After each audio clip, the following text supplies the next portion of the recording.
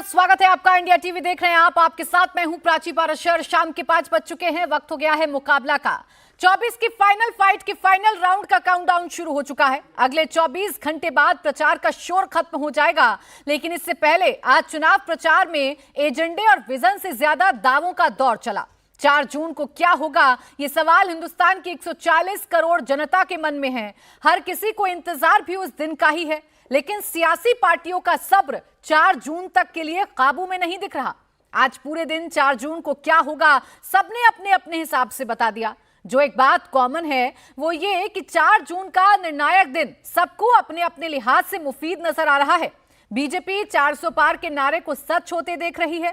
कांग्रेस हर बार की तरह फिर राहुल से ऐतिहासिक चमत्कार की उम्मीद में है। आखिरी राउंड पर बहुत कुछ निर्भर है, 400 पार भी और चमत्कार भी।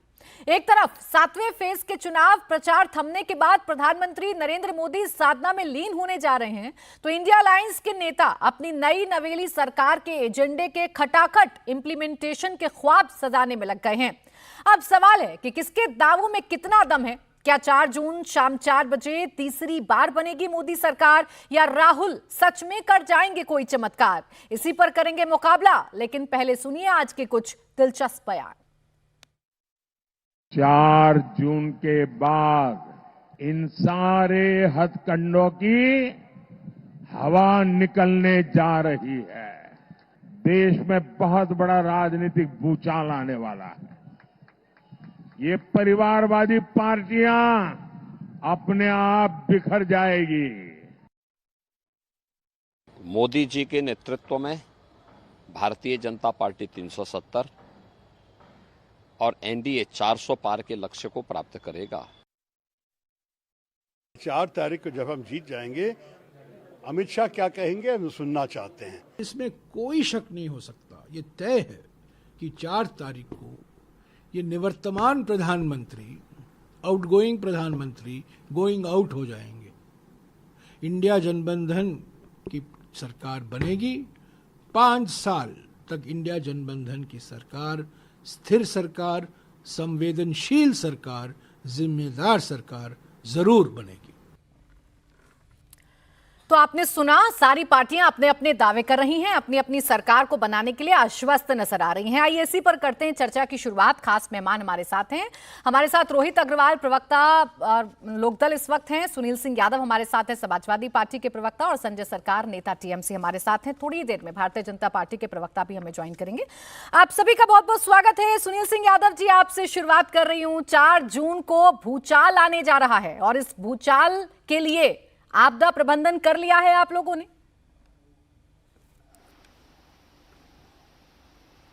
देखिए प्राची जी, 4 जून को इस देश में जो लोकतांत्रिक पर्व मनाया गया, जो 7 चरणों में होगा, एक चरण भी 1 तारीख को होगा, उसमें जो भूचाल आ रहा है वो भूचाल इस देश की सम्मानित जनता ला रही है।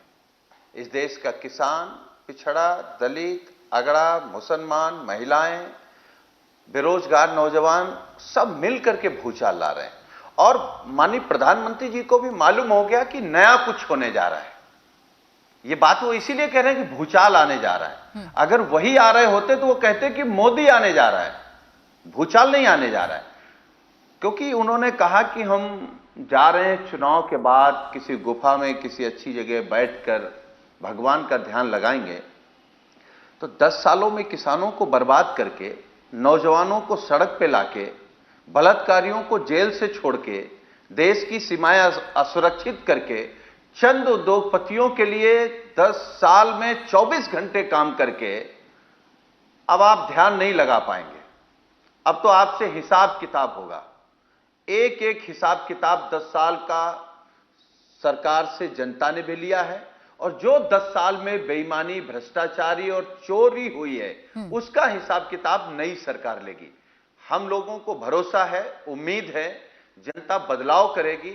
और जो मुद्दे इंडिया गठबंधन के हैं, सरकार बनने के बाद जो बातें इंडिया गठबंधन के नेता, समाजवादी पार्टी के नेता माननीय अखिलेश यादव जी ने या राहुल जी ने या इंडिया गठबंधन के सभी नेताओं ने जो बातें रखी हैं, किसानों को लेकर के, नौकरी को लेकर के, सेना को लेकर के, महिला सुरक्षा को लेकर के, महिलाओं की मदद को लेकर के, वो उन पर सब पर 4 जून के बाद से ही काम शुरू हो जाएगा। चलिए, ये तो बात रही आपकी नई नवेली सरकार के एजेंडे की। आखिरी चरण की अगर बात कर लूं तो बीजेपी कॉन्फिडेंट इसलिए है सुनील जी, क्योंकि जो पूर्वांचल की 13 सीटें हैं, आप ही के प्रदेश यूपी की बात कर लूं तो स्कोर जो था वो बहुत अच्छा स्कोर नहीं था, वो 11 और 2 का था जब बसपा आपके साथ थी। अब बसपा तो अलग है, इसलिए आपकी साइकिल कितनी सीटों पर दौड़ेगी ये भी बता दीजिए जरा। देखिए, मैं ये कह सकता हूं कि ये एक चुनाव ऐसा चुनाव था जब पहले चरण से भारतीय जनता पार्टी पीछे होना शुरू हुई, तो कितना पीछे हो गई है ये 4 जून को ही पता लगेगा। ये भविष्यवाणी तो हम नहीं कर सकते, लेकिन वे एक बात कह सकते हैं बड़ी ईमानदारी के साथ कि 7वें चरण में हमारे नेता माननीय अखिलेश यादव जी ने कहा है कि ये इनके विदाई का समारोह होगा। चलिए ठीक। हमें जो लगता है उत्तर प्रदेश की जो 13 सीटें हैं, जहां मैं देख पा रहा हूं, समझ पा रहा हूं, उन 13 में से केवल एक सीट माननीय प्रधानमंत्री जी की है जहां भारतीय जनता पार्टी लड़ाई में है। चलिए ठीक। बाकी तो सीटों पर लड़ाई लेकिन इस सीट में भी बड़ी कंफ्यूजन है सुनील जी। आपके नेता को सुन रही थी, आप तो यहाँ बैठकर कह रहे हैं फाइट है, आपके नेता तो अब ये कह रहे हैं कि वो फाइट भी खत्म हो गई है और काशी की वो सीट भी आपके झोली में चली गई है। सुधांशु त्रिवेदी जी हमें ज्वाइन कर चुके हैं। आपने चूंकि नई नवेली सरकार का एजेंडा भी बता दिया सुनील जी, तो एक जवाब ले लेती हूँ। आप 400 पार की बात कर रहे हैं सुधांशु जी, भूचाल की बात कर रहे हैं, 4 जून को कोई भूचाल आएगा। सुनील जी तो यहाँ बैठे बैठे 4 जून के बाद क्या पहला एजेंडा होगा इंडिया गठबंधन की नई सरकार का, वो भी तय कर चुके हैं। प्राची जी, आपको ध्यान होगा 400 का आंकड़ा एक बार पहले भी बोला गया था। इसी 2022 के उत्तर प्रदेश विधानसभा चुनाव में अखिलेश जी ने बोला था कि 400 सीटें आ रही हैं समाजवादी पार्टी की, जबकि यूपी विधानसभा में कुल 403 सीटें हैं। तो एंकर ने उनसे मुस्कुराते हुए ये पूछ लिया था कि बची 3 सीटें आपने किसके लिए छोड़ दी? तो उन्होंने कहा 3 सीटें बीजेपी के लिए छोड़ी। तो जब इन्होंने 3 हमारे लिए छोड़ी थी, हम 255 आए थे, यूपी विधानसभा में अपनी 400 बताई थी तो 127 आए थे। अब इन्होंने कहा है अखिलेश जी ने कि 79 सीटें इनका गठबंधन जीत रहा और 1 भाजपा के लिए छोड़ी है। तो आप खुद अंदाजा लगा जा सकता है कि हमारी कितनी सीटें आने वाली हैं। और वैसे जिनके लिए महंगाई का पैरामीटर ये होता था कि 500 mg की पैरासीटामोल से अब 650 mg की पैरासीटामोल से बुखार उतरने लगा है, मतलब आप सोचिए कितने पढ़े लिखे लोग हैं जो बीजेपी का वैक्सीन बोल चुके थे। देखिए, हर व्यक्ति ये समझता है कि वायरस और जो बैक्टीरिया है वो म्यूटेशन करते हैं, इसलिए पावर बढ़ाने की जरूरत पड़ती है और कभी कभी दवा बदलने की जरूरत पड़ती है, और इनको वो लग रहा है। तो अब आप समझ लीजिए ये 650 mg की जो पैरासीटामोल होगी वो भी अब इनका बुखार जो है वो उतार नहीं पाएगी। ऐसा बुखार इनको 4 जून के बाद चढ़ने वाला है, और जिसकी मैं बानगी में पहले भी बता रहा हूं, जिसे एक कहावत होती है, coming events cast their shadows before. जो कुछ सुनील जी कह रहे हैं, ठीक है, वो प्रवक्ता है, उनका दायित्व है ये बोलना। अगर उसमें रत्ती भर भी आधार होता तो राहुल गांधी जी अमेठी छोड़ते? अगर उसमें रत्ती भर भी आधार होता तो अखिलेश यादव जी कन्नौज में उन्हीं के परिवार का व्यक्ति तो लड़ रहा था। तो समाजवादी पार्टी ये कहती, भैया जब तक आप खुद नहीं लड़ेंगे हम कन्नौज में लड़ाई में नहीं आ सकते। वैसे जीतने की संभावना अभी भी नहीं है। इसका अर्थ ये हो गया, अरे आपको तो कहना चाहिए था कन्नौज में तो हम लैंप पोस्ट को टिकट दे देंगे वो भी जीतेगा, हम जिसको टिकट दे देंगे वो जीतेगा। ये दर्शाता है इन दोनों के सर्वोच्च नेताओं के द्वारा जो स्टैंड लिया गया। और सोनिया जी राज्यसभा में गई नामांकन भरने, और रायबरेली में भी तो नामांकन के लिए आई थी। वो रायबरेली जहां से सोनिया जी 2009 में 5 लाख से अधिक वोटों से जीती थी, 70% से अधिक वोट मिला था। वो जो ये कह रहे हैं उसका लेश मात्र होता तो लोग कहते हैं बस सोनिया जी आप आइए रायबरेली में नामांकन भरिए, जैसे राज्यसभा के लिए आना पड़ता है नामांकन भरने के, उसके बाद तो आप जीत ही जाएंगी। मगर जो इनके शीर्ष नेतृत्व ने दिखाया है उससे बिल्कुल साफ है कि अंदर की हकीकत क्या है। अब ठीक है, 4 जून तक चांदनी, फिर अंधेरी रात। अच्छा, ये तो बात रही उस राज्य की जहां आप कॉन्फिडेंट हैं, जहां आप मजबूत है सुधांशु जी। पंजाब और पश्चिम बंगाल की अगर मैं बात कर लूं, जहां दीदी ये कह रही हैं कि जब हम लेफ्ट को उखाड़ कर फेंक सकते हैं तो हम भारतीय जनता पार्टी को भी उखाड़ कर फेंक सकते हैं, और 0 है आपका जो स्कोर है ये आखिरी चरण की 9 सीटों पर। देखिए, जो दीदी ने कहा मैं उसका भी जवाब देता हूं। उनको ध्यान रखना चाहिए कि यदि लेफ्ट उखड़ सकता है, जिसकी 33 साल सरकार रही और वो लोग साइंटिफिक रिगिंग और जाने क्या क्या करते थे, और जिनको नेशनल नहीं इंटरनेशनल लेवल तक कवर प्राप्त था। और मैं दर्शकों के लिए कह दूं, उन्हें ध्यान रखना चाहिए 2011 से पहले चाइना के बाद पूरी दुनिया में अगर सबसे बड़ी पॉपुलेशन लेफ्ट के रूल में अंडर में थी तो वो पश्चिम बंगाल था, तो ममता जी भी उखड़ सकती हैं। और तब ममता जी इसलिए उखाड़ने में लेफ्ट को सफल नहीं थी कि बीजेपी के साथ थी। जब हम ममता जी के पीछे रहे थे तब वो लेफ्ट को उखाड़ दी थी। अब तो सीधे हैं तो क्या होगा। और मैं एक बात और कह दूं, देखिए अंतिम चरण में मजे की बात यह है कि बंगाल और पंजाब 2 जगह चुनाव है जहां इंडी गठबंधन वाले आपस में लड़ रहे हैं। देखिए आम आदमी पार्टी और कांग्रेस में दिल्ली में प्यार है और पंजाब में जूतम पैजार है। उसी प्रकार ममता जी और कांग्रेस में दिल्ली में इकरार है और बंगाल में जूतम पैजार है। तो आप दर्शकों को यह समझना चाहिए कि अगर वो वोट देंगे, इनके हिसाब से मान लीजिए कुछ सीटें आएंगी जो आम आदमी पार्टी या कांग्रेस को आई, वैसे उसकी संभावना, या ममता दीदी की आई, वो सीटें कैसे उनके राज्य की यूनिटी नहीं देने देगी एक दूसरे को। मतलब वो इंडी गठबंधन का हाल। और ममता दी ने तो कह दिया मैं तो 1 जून को आऊंगी भी नहीं। कारण जानते क्या है? एक अंत में लाइन और कह दूं, पहले एक बुआ बबुआ गठबंधन बना था उत्तर प्रदेश में, तो लखनऊ वाली बुआ जी को पहले समझ में आ गया कि मामला गड़बड़ है उस गठबंधन में। अब कलकत्ते वाली बुआ जी जो हैं ममता जी, उनको अब समझ में आ रहा है कि मामला गड़बड़ है। तो चिंता मत करिए, अब एकदम साझे की हंडिया चौराहे पे फूटती है, वो पूरा वक्त आ गया है। अच्छा ठीक है संजय सरकार, साझे की हंडिया चौराहे फूटने। संजय सरकार जी, बात तो रही इंडिया गठबंधन की एकता की, जो बंगाल और पंजाब में उसकी कलई खुल गई है। दूसरी बात यह, बीजेपी कह रही है सबसे चमत्कार वाला प्रदेश रहने वाला है पश्चिम बंगाल। तो बीजेपी के चमत्कार के लिए तैयार हैं आप लोग?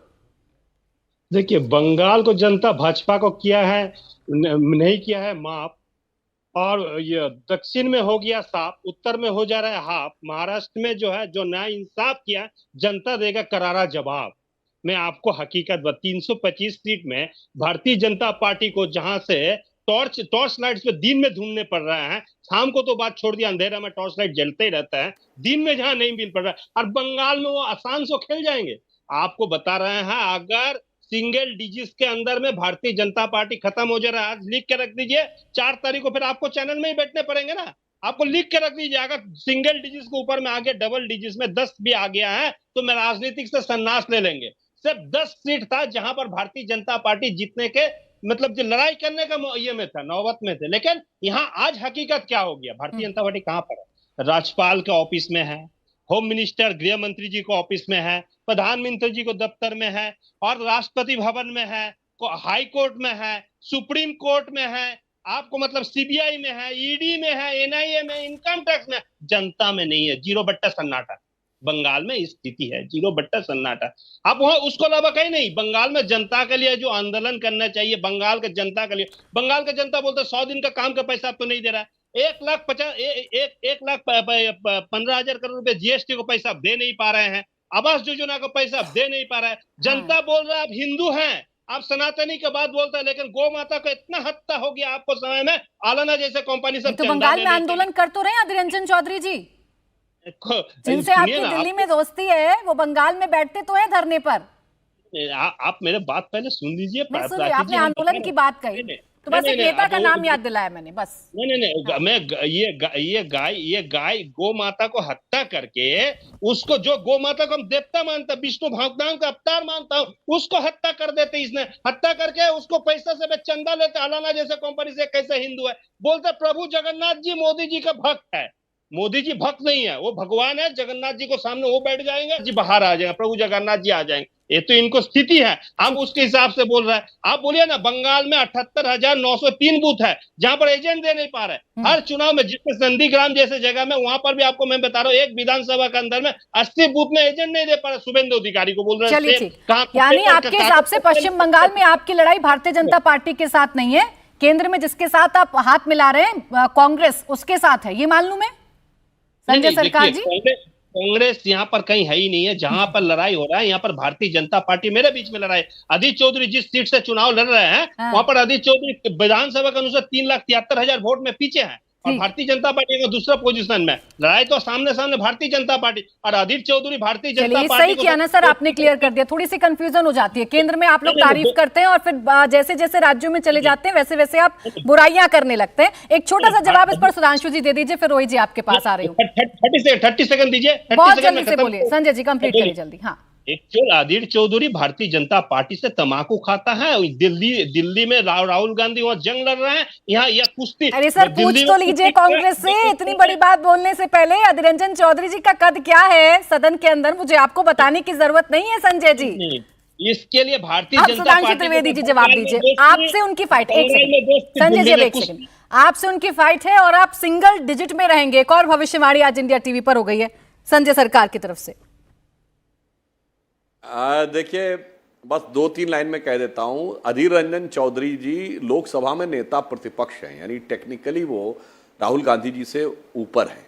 और दूसरा जो उन्होंने कहा, उनका वीडियो बड़ा फेमस है। आपने कहा क्या खाने वाली बात, वो उनसे पूछ रहा है पत्रकार कि भाई आप जो है अंबानी अडानी पे इतना बोलते हैं, तो वो क्या अब आप लोग नहीं बोल रहे थे तो क्या कुछ मिल गया क्या? तो वो हंसते हुए बोल रहे हाँ, हमको मिल जाता तो हम भी नहीं बोलते हैं। तो ये भी सबको साफ समझ में आता है महोदय। आपके पश्चिम बंगाल में लोगों के पास जो नोट बरामद हुए, जो झारखंड में बरामद हुए, तो सारी बातें सबको नजर आती। मगर एक बात मैं कहना चाहता हूं, ममता जी ने लेफ्ट को उखाड़ फेंकने की जो याद दिलाई है ना, इससे समझ लीजिए कि मन में भावना क्या है। अब इंडी गठबंधन में लेफ्ट साथ रहेगा और ममता जी याद दिला रही हमने लेफ्ट को उखाड़ फेंका था। अब इंडी गठबंधन में कितनी उखाड़ और कितनी पछाड़ होने वाली है, ये अब सबके सामने आने वाला है। अब रोहित जी, 4 जून को क्या होगा आप भी बता दीजिए। सुनील जी ने तो बता दिया, दावा भी पेश कर दिया, और जयराम रमेश तो अभी से कह रहे हैं निवर्तमान प्रधानमंत्री। कॉन्फिडेंट हैं ये लोग कि सरकार तो इंडिया गठबंधन की बनने जा रही है। प्राची जी देखिए, अगर खुली आंखों से कोई आदमी अगर सपने देखे तो हम उसके लिए क्या कर सकते हैं। कोई व्यक्ति अगर सो रहा हो सपना देखे तो हम फिर भी कह सकते हैं सपना देख रहा है। ये तो विपक्ष भी जानता है कि 4 जून को क्या होगा। सबसे बड़ी स्थिति इस चुनाव की ये है कि इंडिया गठबंधन पूरी तरीके से इंटरनली जानता है कि 4 जून को क्या होने वाला है। ये सिर्फ क्योंकि लोकतांत्रिक एक त्योहार है, इसलिए ये चुनाव लड़ने का खाली एक पाखंड कर रहा है इंडिया गठबंधन। आपको लगता नहीं है कि एक तरफ एनडीए का विश्वास है और दूसरी तरफ इंडिया का धोखा है? कि जिस तरीके से आप देखिए पंजाब के अंदर, अभी खुद इसी डिबेट पे हम लोगों ने डिस्कस किया कि आम आदमी पार्टी और कांग्रेस एक दूसरे को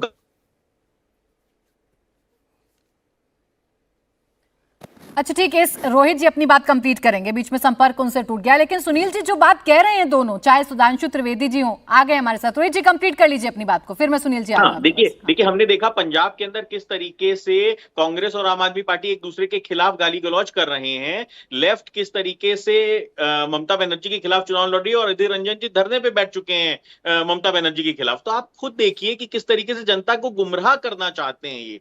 ये स्थितियां बिल्कुल साफ हो चुकी हैं कि जनता भी समझ चुकी है कि अब हमें एक तरफ जो एनडीए का विश्वास है, जो गारंटी है एनडीए की, और वहीं दूसरी तरफ इंडिया गठबंधन चमत्कार की उम्मीद कर रहा है। तो चमत्कार भी तब होता है जब भगवान के आगे शीश नवाया जाए। परंतु जिन्होंने भगवान को नकारने का काम किया है, क्या आपको लगता है कि उनके लिए कोई चमत्कार अभी बाकी रह गया है? अब चमत्कार को तो नमस्कार दूर से जनता कर चुकी है, इसलिए अब कोई चमत्कार होने वाला इंडिया गठबंधन के लिए नहीं है। इंडिया गठबंधन पूरी तरीके से ध्वस्त हो चुका है। ये सिर्फ और सिर्फ एक धोखा है। अच्छा, चमत्कार नहीं होगा रोहित जी, आप बहुत पहले ही भाप गए थे, चुनाव से ठीक पहले भाप गए थे कि चमत्कार नहीं होगा, इसलिए इधर से बोलने की बजाय वो उधर से बोलते हैं। नहीं, देखिए हम चुनाव से सिर्फ पहले नहीं भाग गए थे, हम लंबे समय तक हमने इंडिया गठबंधन का साथ दिया। हमको तो इनकी मीटिंगों में भी हम इनके साथ थे। हाँ। और जब मीटिंगों के अंदर आप खाली चाय कॉफी करने के लिए मीटिंग बुलाओगे और आप राजनीतिक पार्टी हो, राजनीतिक दल के अंदर आप कोई राजनीतिक विचारधारा आपके पास कोई बची नहीं हुई होगी, आप वहां पे सिर्फ इसलिए मीटिंग बुलाओगे कि हम ये शक्ति दिखा देंगे कितने लोग उस मीटिंग में प्रेजेंट हैं, अटेंडेंस कितने लोग लगा रहे हैं, और उसके बाद वहां पे आपके पास कोई विचार नहीं है, आप अनर्गल बातें करोगे। मैं तो ये पूछना चाहता हूं, एक 10 सेकंड दे दीजिए। मैं इंडिया गठबंधन वालों से पूछना चाहता हूं कि भैया अभी तक सब ठीक चल रहा है ईवीएम में कि नहीं चल रहा है? क्योंकि अब आखिरी चरण का चुनाव आ गया है। क्योंकि 4 जून को सुबह 10 बजे आप यही कहना शुरू करेंगे कि ईवीएम हैक हो गया साहब, क्योंकि ईवीएम का रोना आप बहुत पहले से रोते हुए चले आ रहे हैं। नहीं, अब तो वो कॉन्फिडेंट है ना सरकार बनाने के लिए। सुनील जी, अब तो ईवीएम में कोई गड़बड़ी महसूस नहीं हो रही है ना आप लोगों को? 4 जून को कोई स्टेटमेंट बदलेगा तो नहीं, ईवीएम याद तो नहीं आएगा फिर से?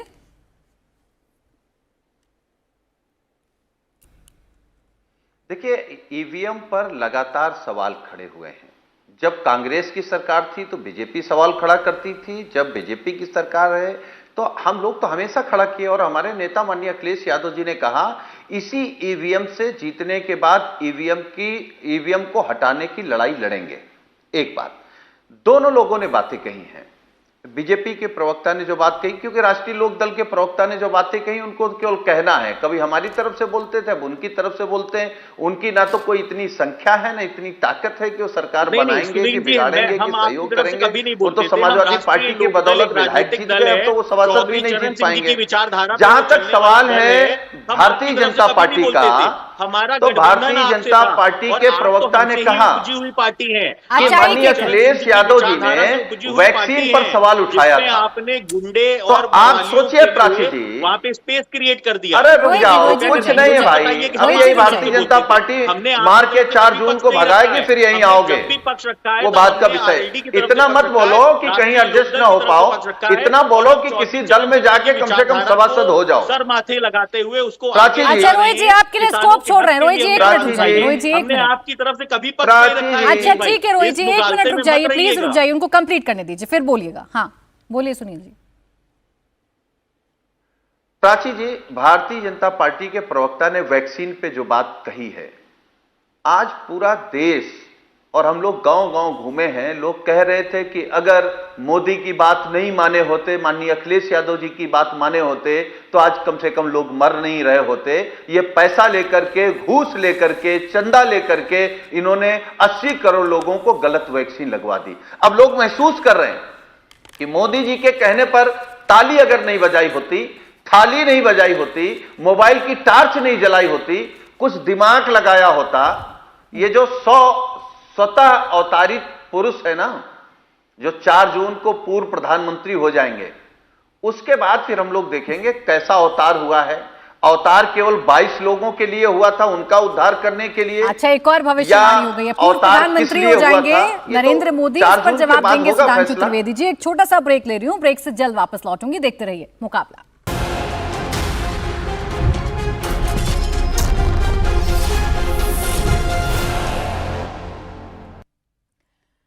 ब्रेक के बाद आपका स्वागत है। आप देख रहे हैं मुकाबला। आप देखिए 7वें चरण का जो चुनाव है वो नजदीक आ रहा है और जैसे जैसे नजदीक आ रहा है वैसे वैसे 4 जून को लेकर भविष्यवाणी लगातार की जा रही है। अब सुधांशु जी, आपके लिए, आपकी पार्टी के लिए, प्रधानमंत्री नरेंद्र मोदी के लिए भविष्यवाणी सबसे ज्यादा हो रही है और अभी से उन्हें निवर्तमान प्रधानमंत्री, पूर्व प्रधानमंत्री की संज्ञा दी जा रही है आपके विपक्षी दलों के नेताओं की तरफ से।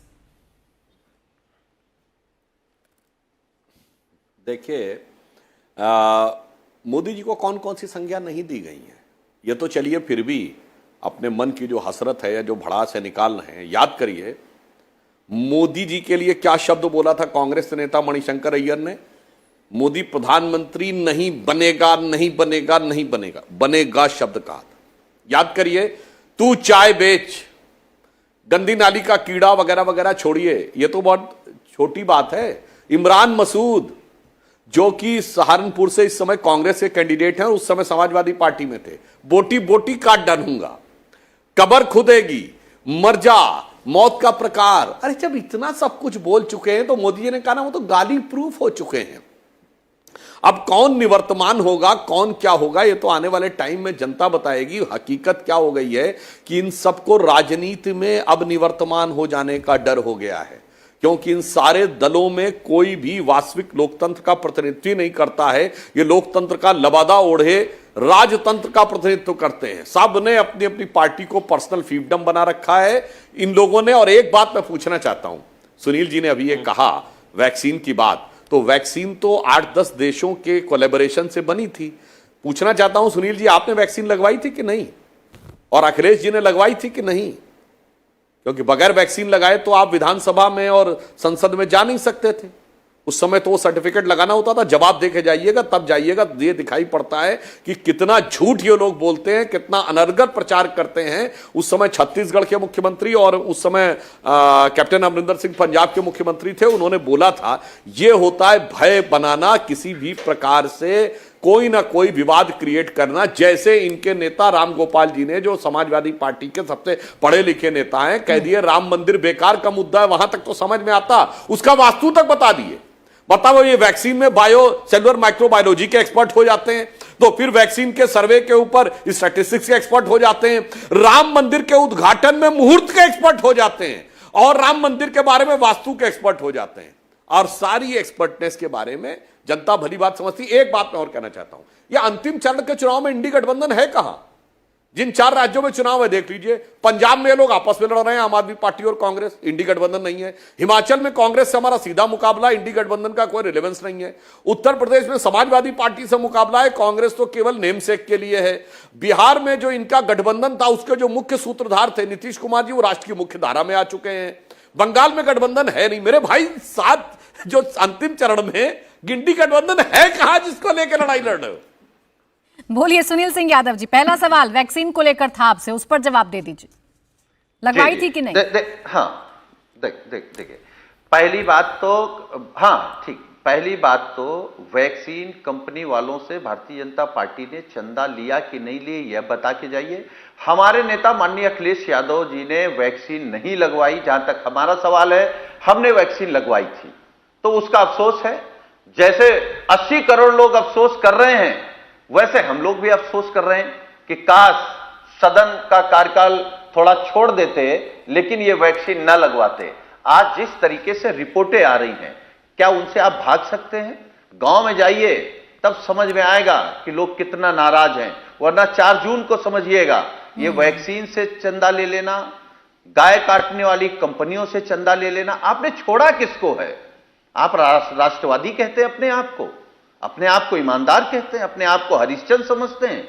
इस देश में भारतीय जनता पार्टी जो 10 साल की सरकार है, सबसे भ्रष्ट सरकार, सबसे बेईमान सरकार, सबसे झूठी सरकार, सबसे ज्यादा बेबसी की तरफ देश को ले जाने वाली सरकार। और वो जब सरकार से बाहर जा रहे हैं तो कह रहे हैं हमारा तो अवतार हुआ है, वो तो बायोलॉजिकल पैदा ही नहीं हुए। तो सुधांशु जी तो हैं, बुद्धिमान व्यक्ति हैं, ये इसी पे बता दें, मत जाएं वैक्सीन पर, ये केवल बता दें कि प्रधानमंत्री जी बायोलॉजिकल हैं या अवतार हुआ है। अच्छा, ये सवाल तो हो गया, लेकिन जो फिजूल के मुद्दे आप लोग बता देते हैं, राम मंदिर जैसे मसले को वास्तु तक बता देते हैं, मुहूर्त तक बता देते हैं, उस पर तो जवाब दीजिएगा ना सुनील जी। कई बार आप लोग प्रश्न उठा चुके हैं, कभी पूजा पद्धति को लेकर, कभी राम मंदिर को लेकर, महिलाओं के मुद्दे पर आप कह देते हैं इससे भी बहुत बड़े मुद्दे हैं इस देश में। देखिए प्राची जी, आपको अगर याद हो कि इस देश में कौन सा वो राज्य है जहां बलात्कारियों को जेल से रिहा सरकार ने कराया, तो वो गुजरात है। वो क्या कह के कराया? मतलब विशेष जाति के लोग हैं तो उनको बलात्कारी नहीं मानेंगे, आप छोड़ देंगे? आप सोचिए इस देश का असली मुद्दा क्या है? मैं तो राम मंदिर पर सवाल पूछ रही थी आपसे। दवाई है, पढ़ाई है। आप वो मुद्दा उठा सकते हैं सर, उस पर आप सवाल पूछ सकते हैं भारतीय जनता पार्टी से, ये आपका राइट है। लेकिन मेरा सवाल तो राम मंदिर को लेकर था, मेरा सवाल तो स्वाति मालीवाल के मुद्दे पर ये कह देना कि इससे भी और बड़े मुद्दे हैं, वो था। महिला हितैषी है ना आप लोग, तो आपको स्वाति मालीवाल के मुद्दे पर तो कम से कम खुलकर एक बार बोल देना चाहिए था ना। देखिए इस देश में कहीं पर भी महिला के खिलाफ अन्याय हो, वो गलत है, वो तो हम लोग मान रहे हैं। लेकिन मणिपुर पर न बोलने वालों से कभी पूछेंगे आपने? इतने पत्रकारों ने इंटरव्यू कर लिया अवतारित व्यक्ति का, लेकिन एक ने भी मणिपुर पर सवाल नहीं पूछा। अच्छा ठीक, सुनील जी आप यकीन मानिए, मणिपुर पर मैंने जितने डिबेट किए ना उतने स्वाति मालीवाल पर तो किए ही नहीं है कि नहीं दिखती। और अगर आपको यकीन नहीं है तो मैं आपको क्लिपिंग भेज दूंगी। मणिपुर पर जितने सवाल मैंने भारतीय जनता पार्टी से किए उतने तो आप लोगों से किए भी नहीं है। सुधांशु आप एक बार जो अवतारित महापुरुष है इनसे पूछिए, मणिपुर पर बोलेंगे। अच्छा ठीक है, सुधांशु जी जवाब दीजिए, फिर बाकी मेहमान। दोनों बातों के जवाब देता हूं। पहले सुनील साजन जी ने चलिए ये एक्सेप्ट किया वैक्सीन, मगर बड़ी गंभीर बात कह दी इन्होंने कि अखिलेश यादव जी ने वैक्सीन नहीं लगवाई थी, तो क्या फर्जी सर्टिफिकेट के आधार के ऊपर उन्होंने मीटिंग्स अटेंड की थी? जहां तक मुझे ध्यान है वो तो विदेश भी गए थे बीच में, और विदेश में तो स्ट्रिक्ट प्रोटोकॉल था जहां तक हमें ध्यान है, लंदन गए थे। मुझे इतना एग्जैक्टली डेट नहीं ध्यान है, अगर गए होंगे तो वहां तो डबल डोज वैक्सीन के बगैर वीजा नहीं लगता था। तो कुछ बात बड़ी अजीब सी लग रही है जनाब। या तो आप इस समय डिबेट में फंस गए हैं तो बचाव के लिए बात कर रहे हैं, या आप एक बड़ी गंभीर बात कह रहे हैं कि क्या मतलब गलत या फर्जी कोई सर्टिफिकेट बनवा लिया था। अन्यथा उनको सदन के अंदर से जाने से लेके हवाई जहाज के ट्रेवल तक में, हवाई जहाज के ट्रेवल में भी 2020 के बाद वैक्सीन का सर्टिफिकेट देखा जाता था, डोमेस्टिक में भी और विदेश में तो बहुत देखा जाता था। इसलिए ये फैक्ट का जो मुद्दा है, इसके ऊपर आप लोग आकर फैक्ट चेक में कई बार फंस जाते हैं। मणिपुर का जवाब देता हूं। मणिपुर की जो दुखद घटना हुई, उसके ऊपर सरकार ने बहुत संवेदनशीलता से विचार किया, मगर इन लोगों ने सिर्फ राजनीति की। याद करिए, पूरा संसद का सत्र नहीं चलने दिया, जबकि राज्यसभा में मैं उस समय था जब उपराष्ट्रपति महोदय ने कह दिया कि अब शुरू किया जाए इस पर डिस्कशन। तो उन्होंने कहा ना, हमें डिस्कशन नियम 267 के तहत चाहिए। नियम 267 ये होता है कामकाज रोक कर डिस्कशन हो। अरे जब डिस्कशन ही शुरू हो गया तो काम क्या, नहीं हमें 267 के तहत चाहिए। चलिए, अगर 267 के तहत था तो जब दिल्ली में एनसीटी का बिल आया आम आदमी पार्टी वाला, तो आपने कहा नहीं, अब 267 की मांग किनारे रख दो, अब पहले दिल्ली का बिल होगा तब मणिपुर पे बात होगी। चलिए, 267 के तहत बिल में जवाब देता संबंधित विभाग का मंत्री, नहीं मुझे तो प्रधानमंत्री का जवाब चाहिए। मतलब पहले नियम पे आएंगे, उस पर प्रधानमंत्री। अब चलिए, प्रधानमंत्री का जवाब से पहले प्रधानमंत्री वक्तव्य दे, फिर बाद में जवाब दे। ऐसा तो कभी होता ही नहीं। पहले स्टेटमेंट के बाद कोई डिस्कशन नहीं होता। पहले स्टेटमेंट हो, फिर 267 के तहत डिस्कशन हो। चलिए, कोई बात नहीं, आप अविश्वास प्रस्ताव लाए और जाके डिजिटल डाटा चेक कर लीजिए। अपोजिशन के नेताओं ने पूरे उस अविश्वास प्रस्ताव में जो मणिपुर को लेकर आए, 5% नहीं बोला मणिपुर पे, बाकी सारी बातें इधर उधर की बोली। और जब माननीय प्रधानमंत्री जवाब देने के लिए खड़े हुए, तो जिसके लिए इन्होंने संसद नहीं चलने दी थी, ये भाग खड़े हुए। और मैं पूछना चाहता हूं, मणिपुर को लेकर आपने दिल्ली में इतना हल्ला मचाया, इंफाल में कोई प्रदर्शन क्यों नहीं किया? इंफाल में एक बयान नहीं, एक धरना प्रदर्शन नहीं, मणिपुर सरकार के विरुद्ध अविश्वास प्रस्ताव तो छोड़िए, एक नोटिस नहीं। यह कौन सी संवेदना है जो सिर्फ दिल्ली में बयानों में दिखती है, संसद की कार्रवाई में नहीं दिखती है और मणिपुर में बिल्कुल नहीं दिखती है? यह साफ दर्शाता है कि मणिपुर के दुखद घटना से आपको कोई संवेदना नहीं है। आपको सिर्फ और सिर्फ उस पर राजनीति करनी है। वरना मैं चुनौती से पूछता हूं, मणिपुर में विधानसभा में प्रस्ताव, मणिपुर में सीएम के खिलाफ प्रदर्शन, मणिपुर में बयान क्यों नहीं दिखाई पड़ रहा? सिर्फ दिल्ली में क्यों दिखाई पड़ रहा?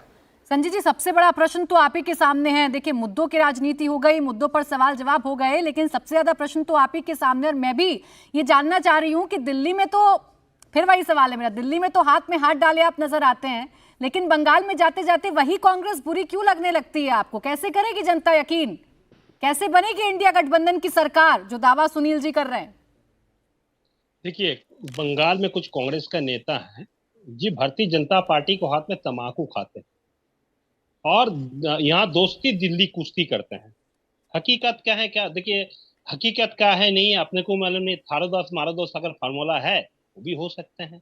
रह गया, मैं आपको एक चीज अभी ईवीएम का मैटर में बता रहे थे, मेरे भाई सुनील बहुत अच्छे बोल रहे थे, लेकिन एक चीज आपको बताना चाहता, हिंदुस्तान में आज के तारीख में भूत भी वोट डालते हैं और वो मतदान केंद्र में नहीं जाता, स्ट्रांग रूम के अंदर में जाके वोट डालते हैं और देखे 6% वोट बढ़ जाता है।